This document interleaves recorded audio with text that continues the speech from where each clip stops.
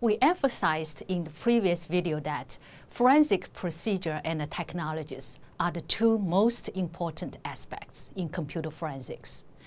Now let's get into the forensics procedure. When a computer incident is confirmed, forensic investigation starts.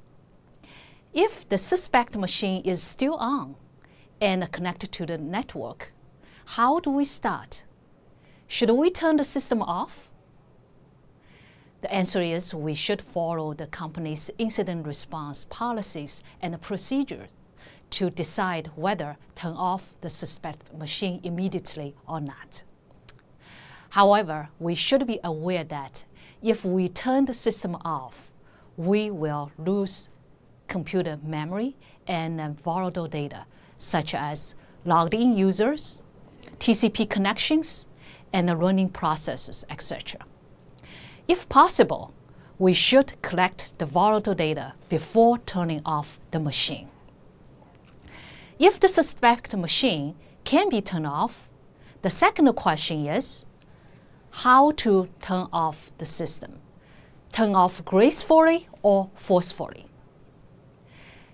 If you turn off the system gracefully, it ensures the system remains in a consistent state, since graceful shutdown includes fresh buffers to save information to disks, notify users and services, etc.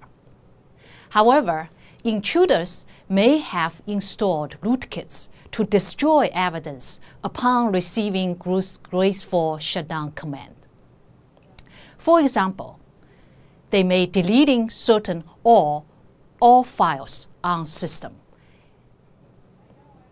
You will lose volatile data, including the network state, such as network connections and app tables, along with running processes, logged users, kernel, and swap space contents.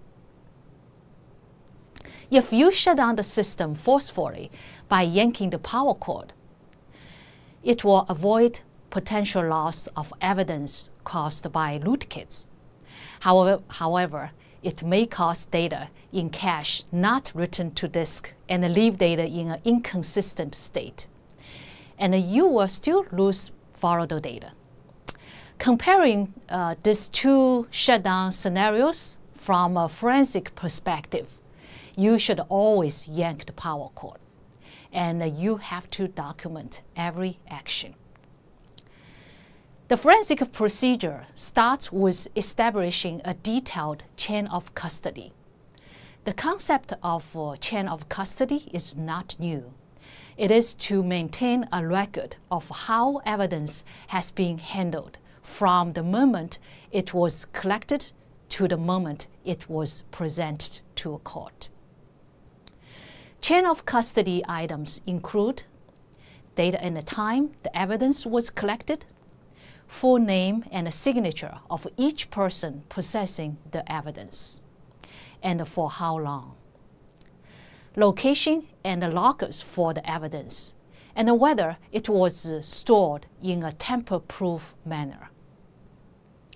You must document all activities and the transfers of the evidences from one person to another person. If a computer is seized and powered off, then the hard drives should be removed and tagged separately from the system.